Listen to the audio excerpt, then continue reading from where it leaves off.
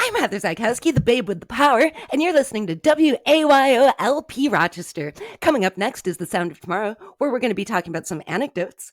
We've got some hot picks maybe to talk about, and we might have a little bit on AI, which is very exciting. But first, Heather, have I got a true Halloween treat for you? ooh, Ross, is it a fun-sized bottle of gin? Because you know I'm running dry over here. Yeah, let me check my bag. Shoot. Oh, God, is whiskey okay? I think you already drank the last gin. If it's all you got, good enough for me. Thanks. So what should we do next? Heather, the fun-sized booze isn't the Halloween treat of which I spoke. No, I can't think of anything better. This is better. Heather, I have for you today a very special excerpt from my upcoming romance novel. Oh, wow. You're still doing your little romance novel thing. Of course I am. You know, it's my life's passion. And what a mean thing to say. You always get your back up when someone asks if you're still doing your little radio thing. I'm sorry. It's just, you used to read excerpts on the air all the time, and you haven't read a thing in months. Oh, yeah. And that's because, I don't want to cast any aspersion here on the space cadets, but someone was stealing my ideas. Really? That's horrible. It is horrible, but it's true. Did you know that there are at least 10 novels out there now with the whole plot line exactly the same as mine? Where, the Countess and her beautiful daughter, through greed and recklessness, burned through the family fortune, leaving them with no choice but to find a rich and handsome suitor to marry the fair maiden, thus restoring the family to their elevated position of wealth and power. No, I'm shocked. Me too. My intellectual property expropriated for others' fame and glory. Oh, that's terrible. It is terrible. But you know what? I'm not going to let him get away with it. What are you going to do? I'm going to release my new novel in one of the most exciting ways possible. How? It's going to be an audiobook. That's cool. Okay, here's the exciting part, Heather. You are going to read it. Yes, you. You are going to read the parts that are naturally female. I don't think so, Ross. Heather, please. I would give anything to have someone actually say the lines I write instead of just me mumbling them in my living room into an iced tea glass. You could just hire a professional reader for that. No, I don't want a professional. I want your voice. I want it to be you. Heather, you're the only one I trust. Mm? Imagine it, Heather. You'll be a celebrity in your own right. I am a celebrity. Yeah, not like this. I'll be a celebrity too, you know. You're not a celebrity. I know, but I will be. In fact, I'm pretty sure I've started to become a minor celebrity. I'm sorry.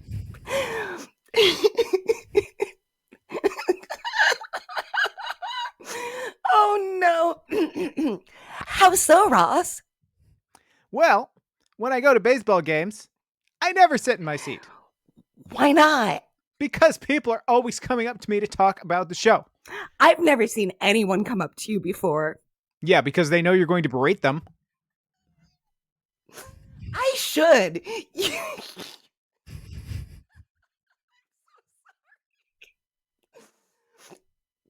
I should. You are a horrible old man who has no respect for anyone's personal space. That's why I sit in my seat. Really, I tell people that I think you are the best thing I've ever produced, and you are the best thing to happen to radio. People don't know what to say in response to that because they remember that we both work in radio, so they're either going to agree with me and I'm going to look like a liar, or they're going to disagree with me and I'm going to look like an idiot. Uh-huh. And I can't have that, Heather. Uh-huh. So they just kind of smile and walk away. Uh-huh. But I think it's a start. I've even started to say...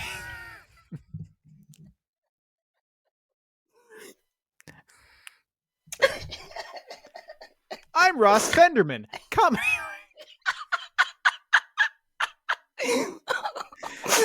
Oh, sorry. Sorry. I'm Ross Fenderman, comedy writer for the Space Cadets. You do not say that. Okay, so that's not going over very well, but I'm working on it. Ross, I'm not reading your stupid romance novel for you. Could you please stop talking about it like you haven't been thinking about it for the last half hour? It's not that I haven't been thinking about it, Ross. Okay, so tell me what you're thinking about it. Well, I've been thinking that we should actually have some sort of plan for this. We're just gonna wing it. Ross, you need to think about this before we do it. What am I supposed to think about? I wrote the book. I've already thought about it. You know, maybe if you're not ready to do this, we should just let it go. Oh, no. No, this is happening. It has to. Okay, fine. Let's talk. Let's talk. So I decided that we do it here on the show. I mean, you're on the show every day, right? Well, yeah, but I usually just talk. There you go. You just talk. You don't need any special equipment. Okay, good point. And I think the best time to do it is when I'm not on the show. That way, I can provide the script beforehand and get the audio myself, and then we can just do it without a hitch. Okay, but what if I'm not a good actress? Heather, you are the best actress I've ever met. Okay, but what if I'm really not? What if my intonation is off? What if I read it in a monotone? Are you kidding me, Heather? You are a professional broadcaster who has been trained to read things in a monotone.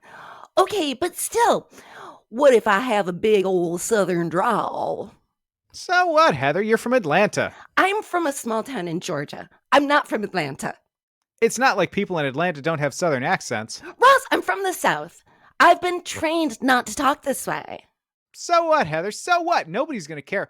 I've read some of those romance novels, and I've seen one from a southern woman. It's taboo. Folks wouldn't think it was a romance novel if it was read in a southern accent. So I'm going to be the first southern woman to read a romance novel. That's cool. This is like a David Lynch movie. It's very cool. You've been doing this a long time, Heather. You're going to be great. But I don't want to do this, Ross. What? Why not? Ross, I don't want to be an actress. You don't have to be an actress. You're already a professional broadcaster. I don't want to be a professional broadcaster. What do you want to be, Heather? I want to be a professional street sweeper, Ross.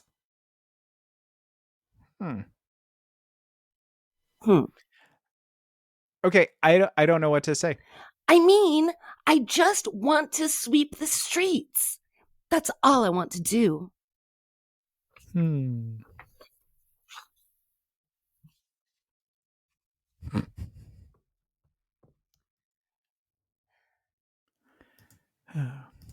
have fun, don't we? Yes.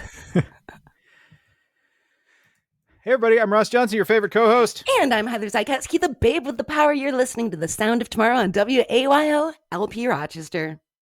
What up? That's the new slogan. Yep. So Ross, I have shared with you a secret about the skit that we just did. And I would love your opinion on it because, Space Cadets, I have become completely fascinated with AIs. And that skit was written mostly by an AI. It was wild, wasn't it? Because, so there's, I think, as I know, as a lot of our listeners probably know, and as your children will someday know, there's nothing better for the show than when Heather gets into a new thing. So this is right? This is going to be great. Well, to leap right into it. So last week, before our show, but I didn't have time to really look at it. And don't get me wrong, I still haven't had time to really look at it. Sure. I found this article on Slate by Aki Parrots called AI is Making It Easier Than Ever for Students to Cheat. And you know how Slate sometimes has those really dramatic taglines and stuff. So I kind of rolled my eyes. I was like, come on. Right. But after we recorded the show, I went back because I was curious about this. What is this thing that's generating stuff? Could it generate an actual school paper? Could it really generate, if you're supposed to write a short story or something? And so the one that I went to was called Pseudowrite. Okay. And they've got a pretty decent free trial. You do have to pay for it eventually. But I fed it a page and a half of an old... I've just had a vision of the future of how Heather's new thing she's interested in is going to die. Anyway, continue. Really? Yeah. How? Your free trial is going to end. So Oh go ahead. yeah. Yeah. Yes. Probably. But so all I did was I fed it a page from like a couple years ago, a Halloween script. Hmm. And I put a little star on where it ended. And it was right after when I went through the whole like, oh, the premise of your romance novel. After that, the AI wrote everything. I didn't Okay. change anything at all. And I was completely fascinated. And obviously, I kept breaking during the skit. I thought it was really funny too. But it's just so interesting to me how far along AIs have come. Sort of. I mean, what did you think of the skit? I felt like I was in a David Lynch movie and didn't know what was going on. So I don't know. I guess good. I mean, for me, it really felt like it had picked up my writing style. Like I was kind of fascinated. Complete nonsense and Yeah, confusion. Okay. absolutely. All right. Entirely nonsensical stuff. Yeah, in that term, sure, I'll buy it. Why not? Yeah. Um but then I've also been feeding this AI like it writes poetry. And so I fed it a few little song lyrics and a title. It generates the weirdest stuff. Like it goes to the strangest places, like her bones break like brittle rice. And Okay. the AI is big into locking people in basements. Okay.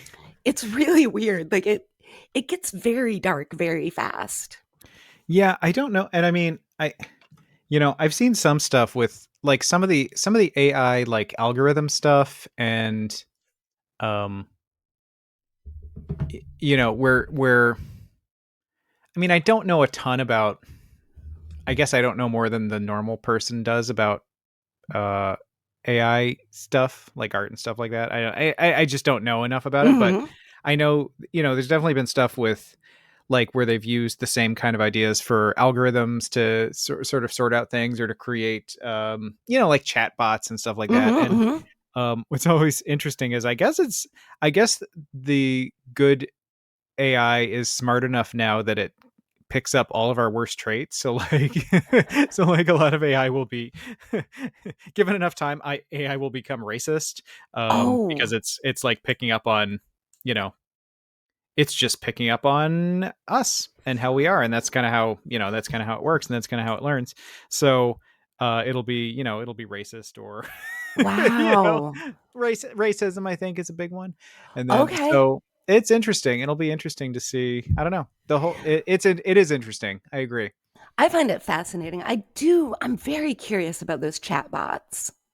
Yeah. Because from what I understand, you do train them to talk to you the way you want to be talked to. Hmm. Mm-hmm. But then and I don't even know how much of a security concern it is because I've also seen people going like, "Oh, great, why don't you just give the AI everything about you?" And like, well, aren't we doing that on like Instagram and Twitter and everything already? Yeah, I mean, yeah, there's a lot of data mining everywhere you look. So Yeah, so that doesn't really worry me so much. I wouldn't say don't worry about data mining, but um I mean, except it's happening, you know? yeah, it's happening. And I guess, keeping passwords secure and things like that is one thing.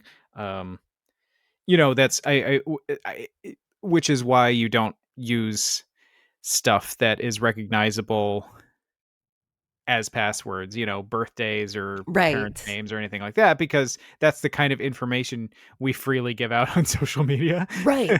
so you, Absolutely. so that's, other than that, I don't know. I don't, I'm in my thirst trap phase, so I'm showing off everything and Yeah. everything to everybody on social media these days. So I don't care. Yeah, and I I'm in my figure like if I hot were man summer midlife crisis. What did we decide it was called? I believe it's Hot Ross Summer. Gotcha. Yeah. Um yeah, with the chatbots, I'm thinking if I had a chatbot, just like I probably wouldn't text you my social security number Right. and all of my very personal information. I I can't imagine a scenario even if the chatbot were like, "Hey, what's your social security number?" I can't imagine what kind of state I'd have to be in to be like, here, this is what it is.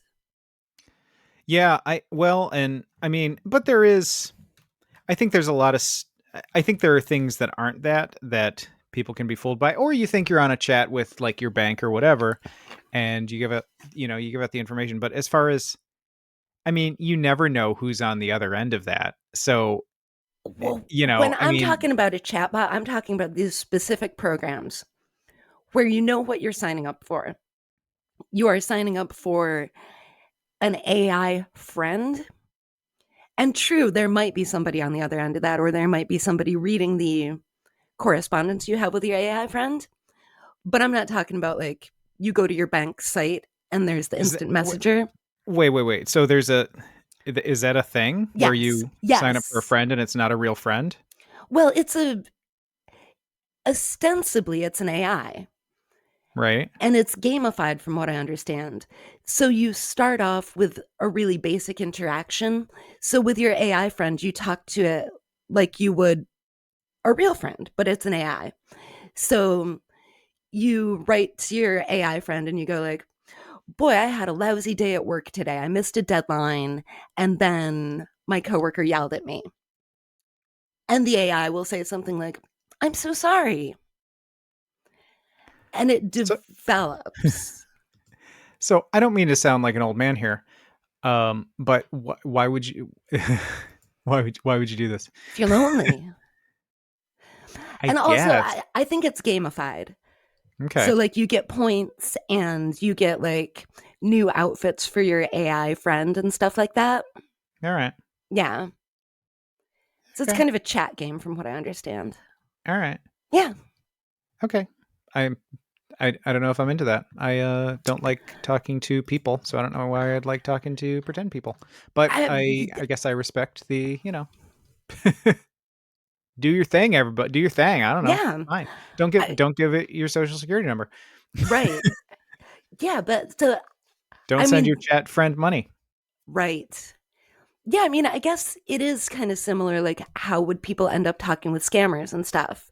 But at least with the AI, as far as I know, they don't start asking you for stuff. Yeah. Interesting. Yeah. And then there's this other Slate article that, again, I didn't look at. I didn't have time to look at anything. Then why are we talking about it? Because it's about AI art. But you didn't read it.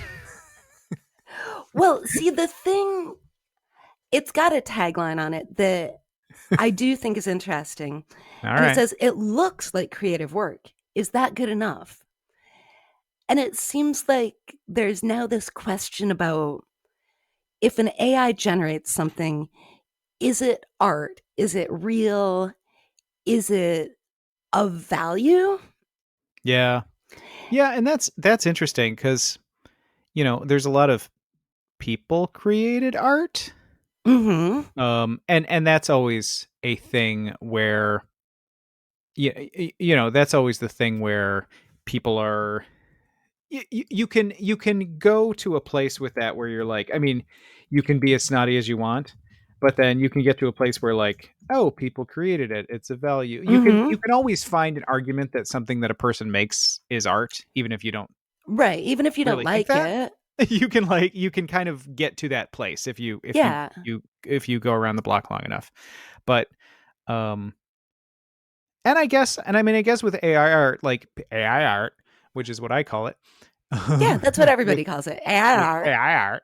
I guess you can make an argument that people made the code, people made the AI. Mm-hmm. The AI learned from people. So, I suppose to some extent there's an argument to be made there. It does get weird when you're sort of like, we're and we see this with stuff like deep fakes and stuff like that, where I think our definition of I think the internet and the sort of computer age or whatever we're calling it is, it's already sort of muddled our definition of what's real, because what's real isn't solid anymore. Right. A movie or an album or or pictures of your family. Those used to be like physical things that you could sort of hold in your hand. And now, I can, I could download 40 hours of The Crown on my computer, and it Right. doesn't change the weight of my computer. Like, it doesn't, like, nothing happened. Right. Nothing physically that I can, at least that I can process with my brain happened. I mean, I know ones and zeros moved around. So our concept of what's real has already, I think, is already, and we've adjusted to that pretty well. I mean, I think I think so. I don't think of an album on my computer any differently than I think of like a CD. Right. Yeah. But then, you know, but then, moving forward, I think we're going to have to keep going with that, because again, we see like deep fakes, you see things where that are almost consciously designed to blur truth and Mm-hmm. blur reality, and I don't know if AI art is necessarily that. I mean, but I mean, if you hold up a piece of AI art and don't tell anybody who made it, I get, and maybe it doesn't matter if people like it, but then it gets that thing with art. It's so fuzzy because Mm-hmm.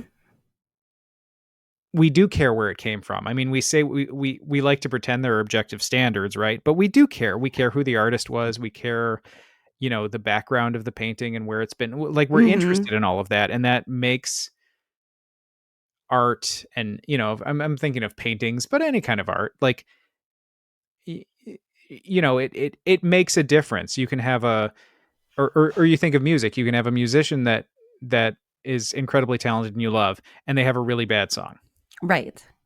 and you still like that song, or you're still Yeah. interested in Because that it's song at least, theirs. right? Because it's theirs. Whereas if somebody else had done it, somebody you'd never heard of, you'd be like, oh, this is great, I don't care about this. So it's all very, I don't have an answer to any of this, but I think Yeah. it's interesting, and I think it's going to be doing weird things with our brains in the years to come. I think it is because I even remember this was some years ago, but when people started getting, excuse me, getting like those complicated pads where you can do art just on your computer, but Hmm. you're really drawing a picture, you're drawing a comic, but you haven't drawn it on paper anymore. Yeah. And even that was a little confusing because it was like, well, it's definitely art, but it only exists on the screen.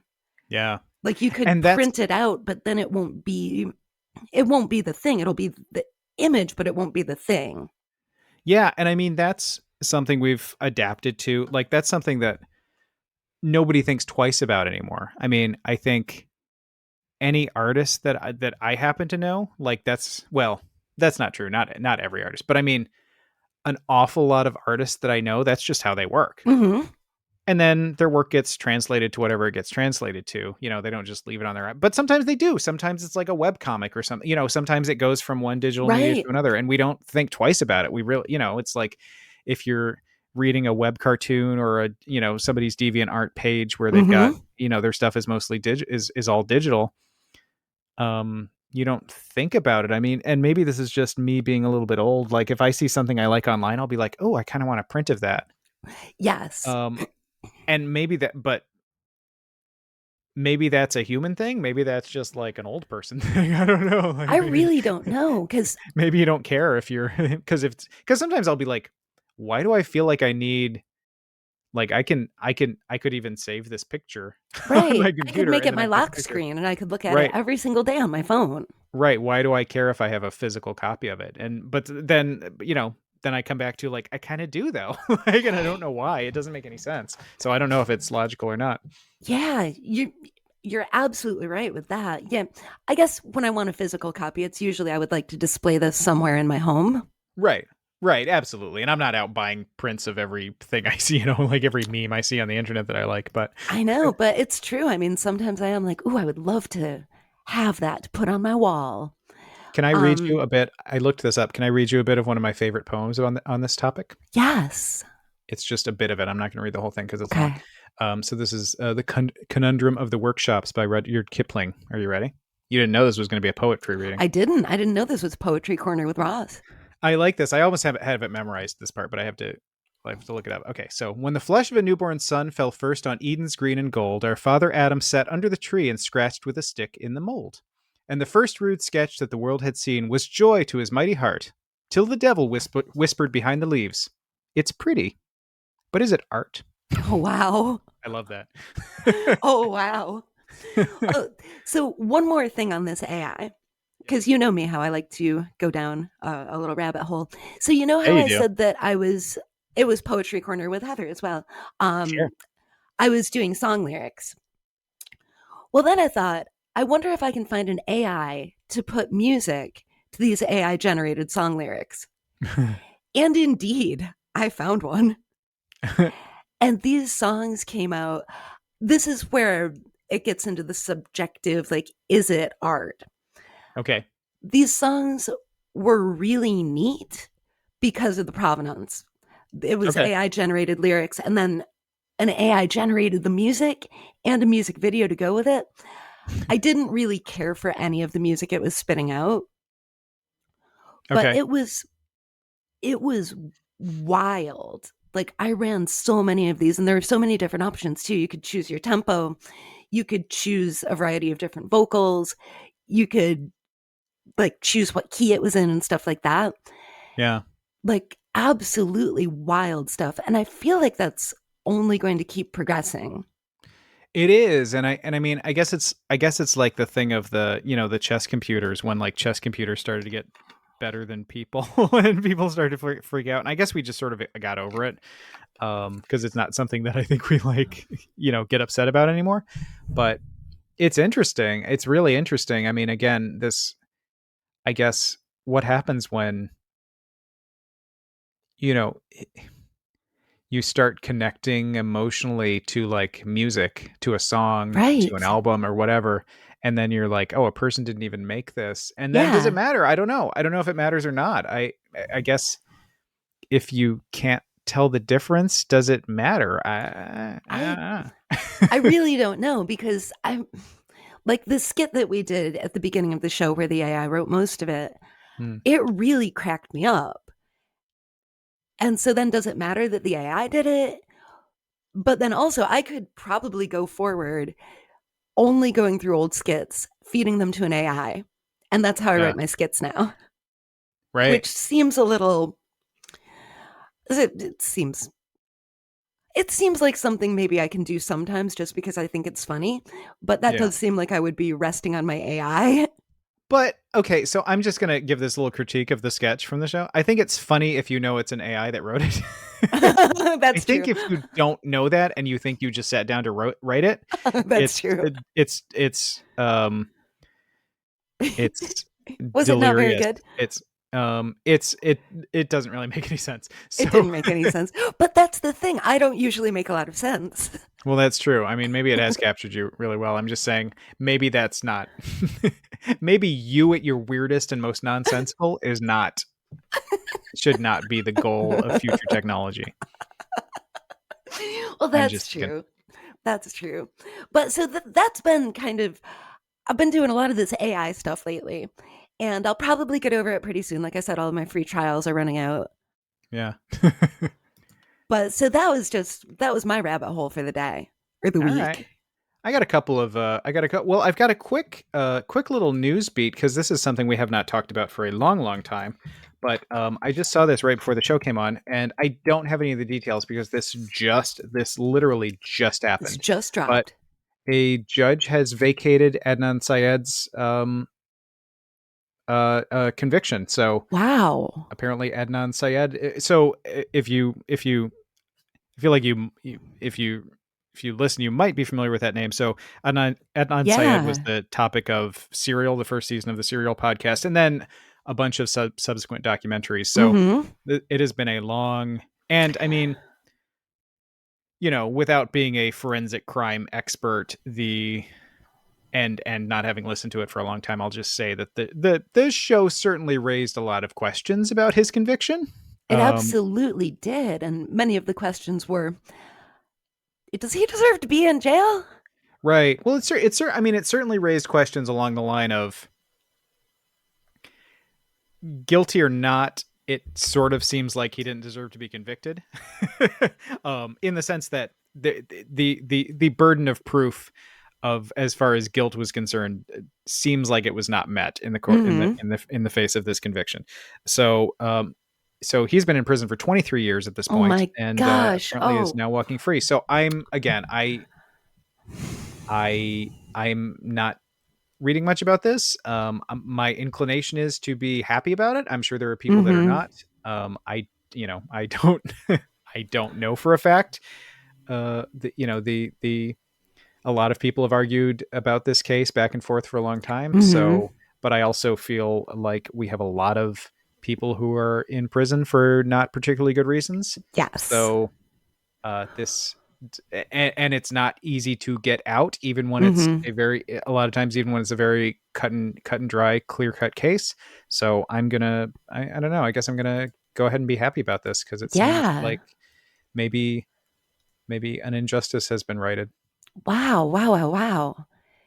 Yeah. So I don't have any other details about that because that just happened like 5 minutes before our show started. Definite news. I think just the other week when I was talking about Corked, I drew a comparison to it was produced in a way like Serial was. I hadn't thought about Serial all that much. It was incredibly well done. Well, and that was sort of the big bang for true crime podcasts. And I mean, to some extent, podcasts in general. It's not like that was the first podcast. Yeah, that was the first podcast. That was before us, right? No, of course nobody was for us. Nobody was for us. We were doing this on a Victrola. But it was. I think it was the one that made people.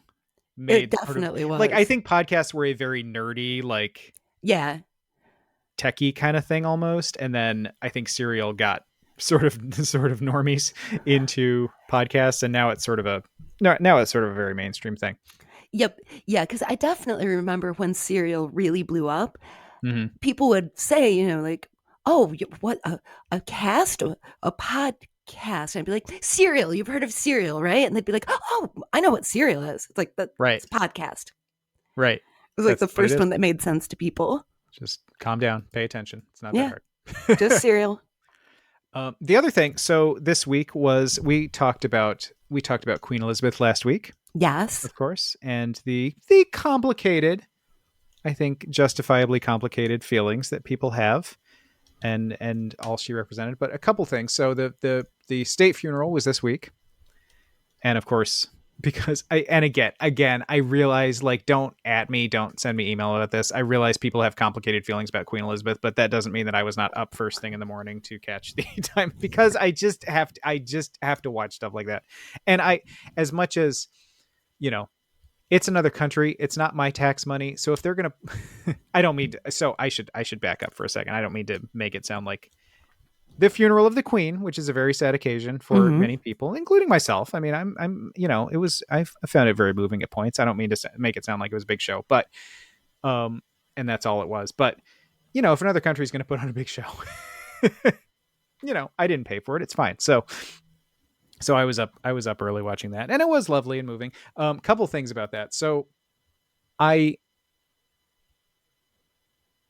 want to take you on a journey, Heather, to Pleasure Dome.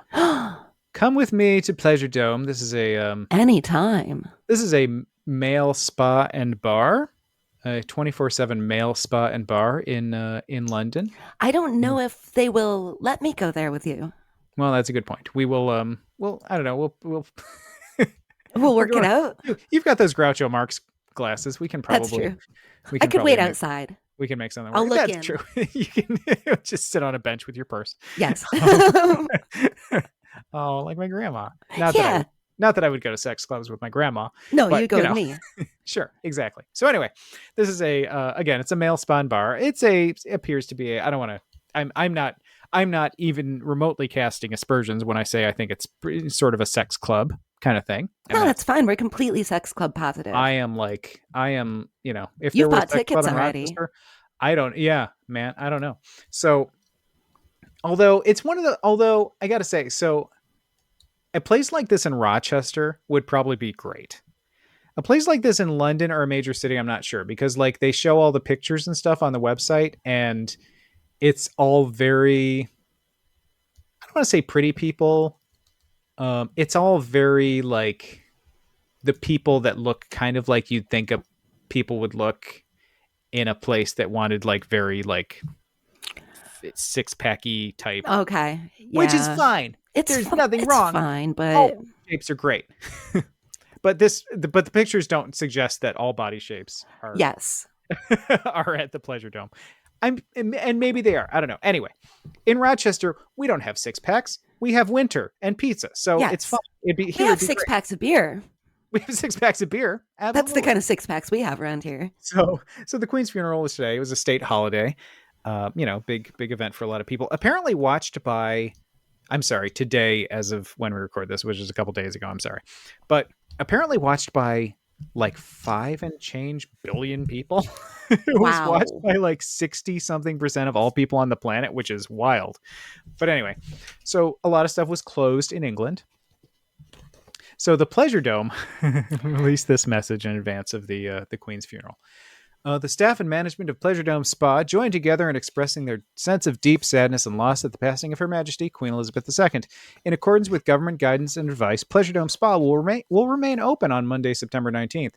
As a mark of respect to Her late Majesty Queen Elizabeth, no music will be played within the spa and no films will be shown. The cinema and the main screen will show live events around Her Majesty's funeral throughout the day. Guests at the venue are invited to join us in a toast to His Majesty King Charles III. And then they mention that champagne will be available at no cost to visitors to the Pleasure Dome. And I only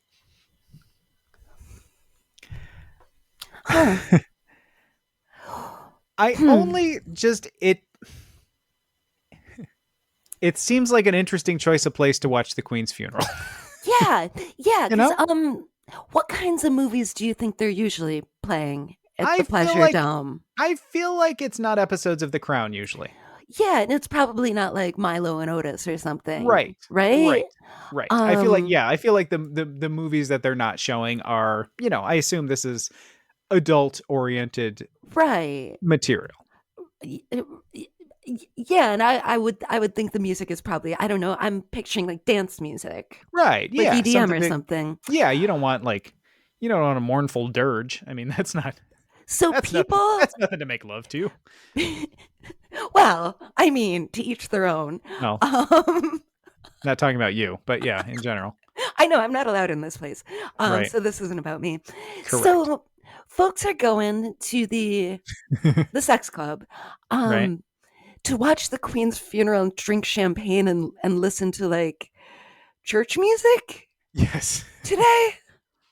And I don't want to get too graphic because I know, we're on during afternoon drive time radio. So it's not, I don't want to, we don't have to get too graphic here, but it's an image.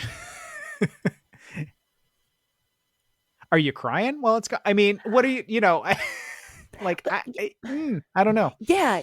I'm trying to picture this and I'm trying to picture maybe what outfits people might choose.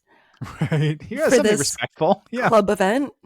Because you want a tuxedo, you want sort of a tuxedo or a morning coat, something like that. Yeah. I guess. Yeah. I don't know. That's it. It seems like maybe they could have closed. Like maybe they could just not be open today. I think it would have been fine. And I mean, I say that, if this place didn't look so fancy. Yes. And so everyone here is chiseled and fair and whitish, not exclusively, not from the pictures again. And I'm not looking at there's not a live feed or anything, so I'm just going with what I see. I would think okay, maybe because there are queer spaces and there are queer sex spaces that are like places where people can go when they have no place else to go. Right. And I think that's a valuable thing. Mm-hmm. Yeah, I'm thinking this is more like a country club. I don't know if this is that kind of place. I've never been. I don't know.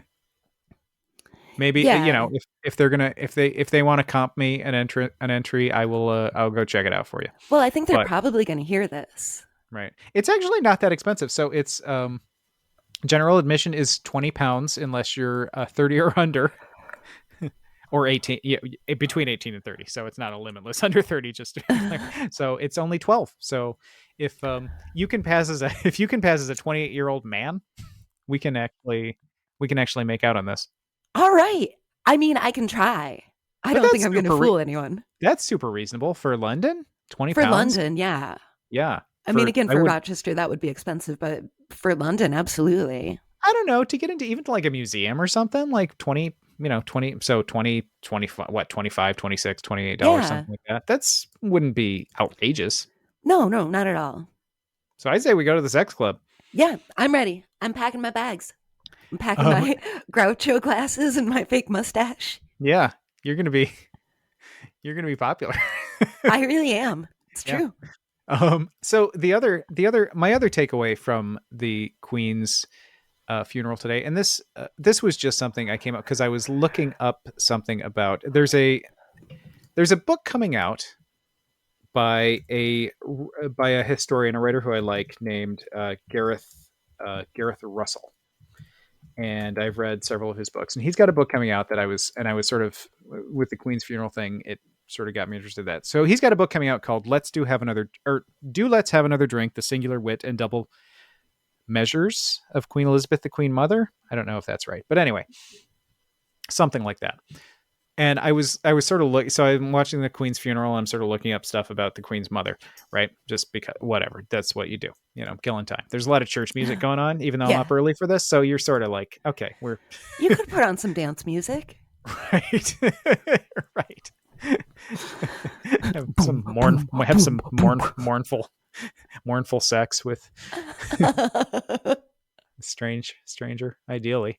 So so I came across this little tidbit, which I love now, and I think I had heard this before, but it reminded me that this is how I'm going to sign off on my letter. So during World War II, the Queen's mother, so Queen Elizabeth, the Queen's mother, who passed away in like 2002 or something at 102, I want to say. Wow. She would sometimes end letters with "Tinkety tonk old fruit and down with the Nazis." And That's I just nice. thought that is like, it was two things. It sort of reminded me, for all people are sort of slagging on the royal family right now, that generation, at least, I mean, these were literal Nazi. I mean, Queen Elizabeth II was against her father's wishes. She was an active service, she was an active duty, active service, fighter in World War II. So it was both a surprisingly and sadly still relevant way to end letters. I think, like, it still works, which is too bad, but sort of fun nonetheless. And it was sort of a reminder, as all the Queen Elizabeth stuff is, this was the World War II generation, and this was a representative of that. There are relatively few at this point active duty World War II, people who fought as active duty soldiers in World War II. There are relatively few still around. So, sort of a representative of that generation too. So, but yeah. So we'll just keep that in mind. Or just when I'm, all your birthday cards now are going to say "Tinkety tonk old fruit and down with the Nazis." So I love it. And then I think that's all I had about that. And then I had some hot picks. So I don't know what you want to talk about next. Excellent. We're not super organized today. We're not super organized. We're just rolling with it. I did. So did you hear that there is that David Bowie movie, Moon Age Daydream, coming out? I heard, I don't know about it, but I did hear about it. I think it's just out now. And it was like, I had really, really, really wanted to see this. Because it's apparently the first Bowie documentary that's been sanctioned by Bowie's estate. Okay. Because there have been some movies where, for example, they cook up new songs, probably with aid from an AI, that are Bowie-esque because they can't actually do any of his songs because they can't get the rights for them. Oh, right. Okay. And, those are they're bad. Don't even bother. But I was super excited about this one. And then so many weird things happened with it. I don't think I can see it here in town. Okay. It's showing like in IMAX theaters only. Okay. And so I figured, we have those in Rochester. I believe I'd have to go to Syracuse to see it. But, and again, because I didn't read anything today, all I saw was this headline from Slate that disappointed me greatly. It says, the David Bowie documentary makes a mess of a velvet gold mine. And I skimmed it a little bit. I guess it's not any good. Oh.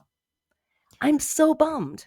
Well, I would say, one review isn't necessarily everything. But I mean, you said, what immediately came to my mind, you said like, oh, the other, other documentaries were bad because they weren't sanctioned. But that's not always, it's not always a good thing to have something that's been um, sanctioned and potentially sanitized by an estate, you don't necessarily, not necessarily either way, but you don't necessarily Yeah. get the full story, the best story, the most interesting story. I mean, sometimes it's, when you have an estate and family members who have, have a certain way that they want the story to be told and maybe have their own interests in how things are told, Mm-hmm. that can, it's not always a bad thing, but it can be. Yeah. It's kind of a bummer. And then there's that Weird Al movie coming out. I also can't Yeah. figure out how to see that. Oh, sweetie. I think it's Seriously, like, stream. Isn't it? I I think think it's it's streaming. only streaming. I think it's And streaming, it's sweetie. I only think you can streaming see it. on Roku. Okay. Roku. Um, Oh, yeah. I think for Roku. Okay, so I was gonna say Roku's free, but I think for Roku you have to get like the Roku stick thing. I think so. Yeah, Yeah. so that was another one where I was like, I can't wait to see this in theaters. And then I tried to find tickets, and then I learned, oh, yes, no, you will not be seeing that in a theater. This is Oh, for poor me. kid. I never even want to go to the movies. Yeah. Two I don't think movies that's like a movie stymied. that I don't think that's a movie that ever promised you it was going to be in a theater though. I think you just can't. I think you're Honestly, deciding on that. I think I must possibly overestimate Weird Al's popularity.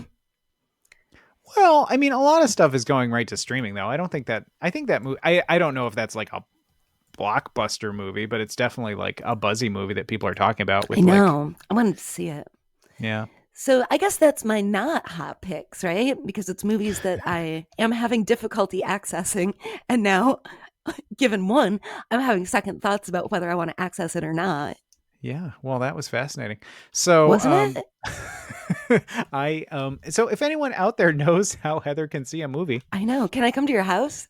yeah, you could come to my house. Maybe they'll play the Weird Al one at the Pleasure Dome. I don't know, but maybe they will on Weird Al Day. Yeah. Maybe there's I mean, like the David Bowie thing, things are available for streaming so quickly now. So Right. even if that is in theaters now, I mean that's sort of common with something like that. I mean, Rochester we do a little better than, we have some art house theaters, so we do a little better than, Mm-hmm. I think we pull a little more of our weight than cities our size usually. But, Right.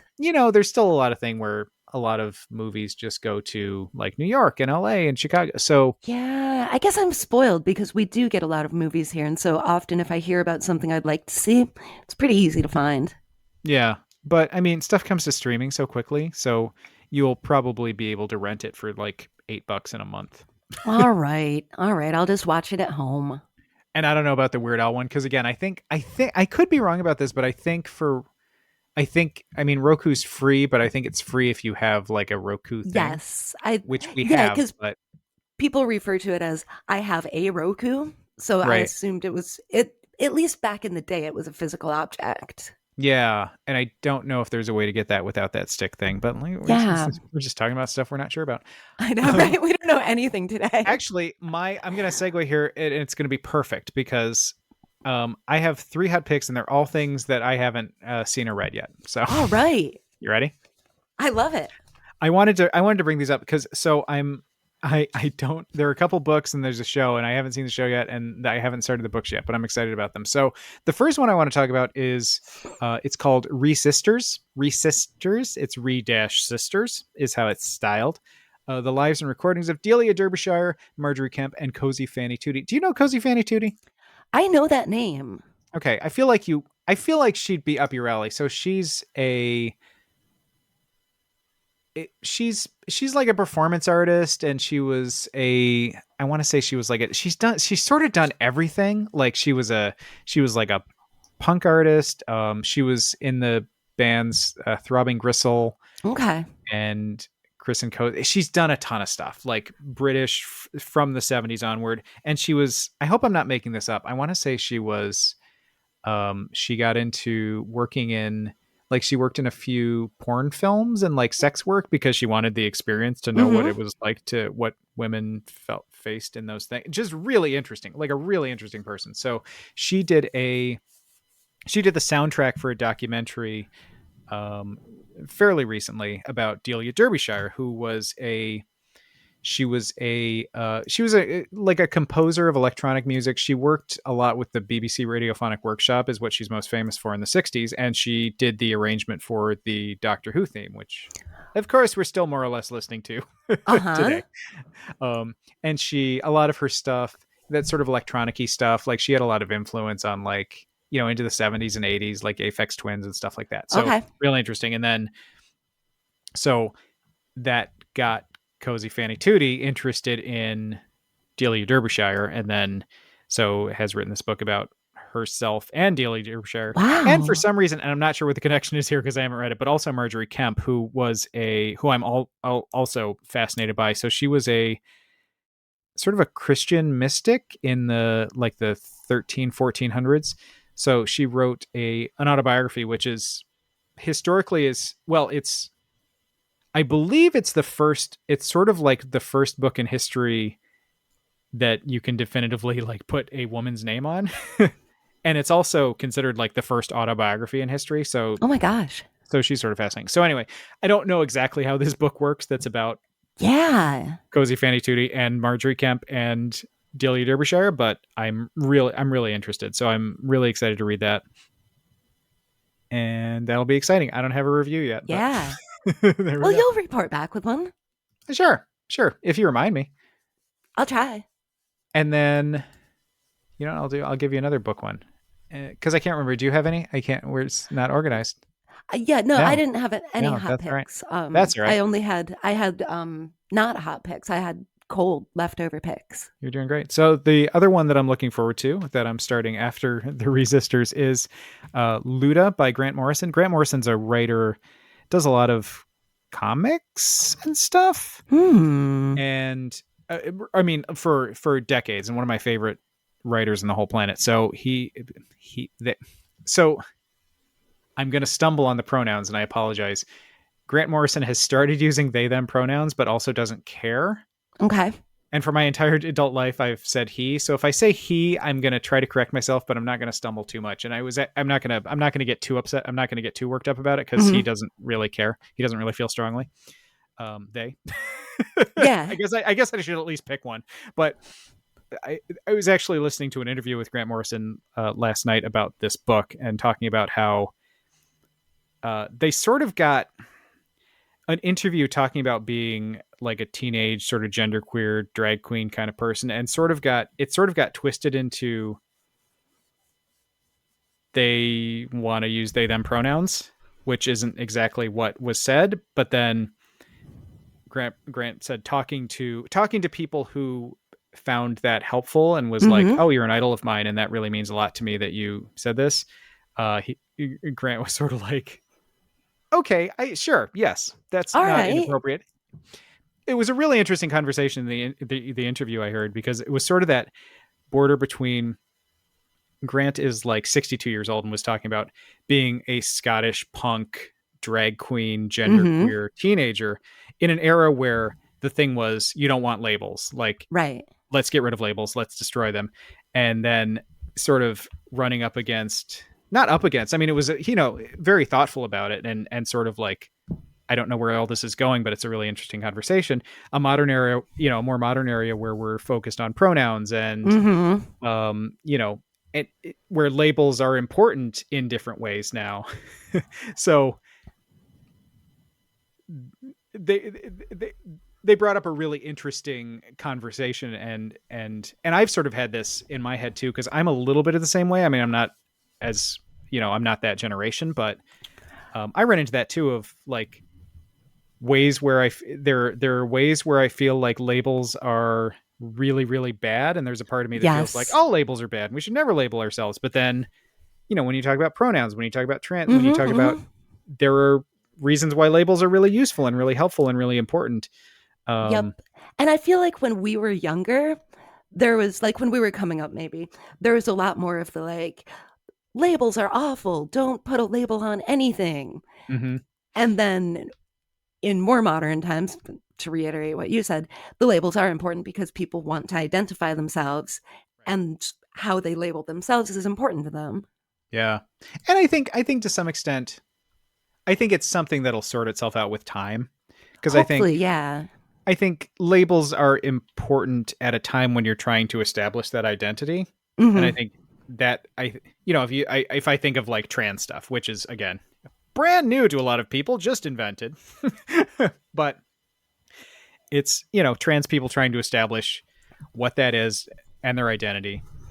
I think if we get to a point where people sort of chill out and go, oh, Yeah. okay, that's fine, then we can start to play with those labels and those definitions and start to say, like, oh, I might be trans, or maybe I don't identify as trans, but I have the Mm-hmm. other characteristics that you would consider trans. I think there gets to a point where I think labels can be useful in the short term, but they don't necessarily need to be forever. And if they fall away at some point, they do. And if they don't, they don't. That's fine. But Yeah, and it seems like they often do.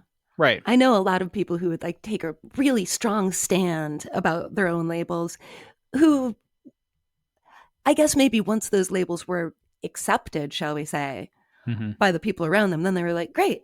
So just everybody knows I don't really need to be insistent about it anymore. Right. You can just sort of, and I think that's when things break wide open too. Whereas when you start to realize, like, oh, okay, this is a thing about you, but Mm-hmm. also you don't, I don't have to put you in a specific box where I think, like, again, transness or queerness or whatever it is. Right.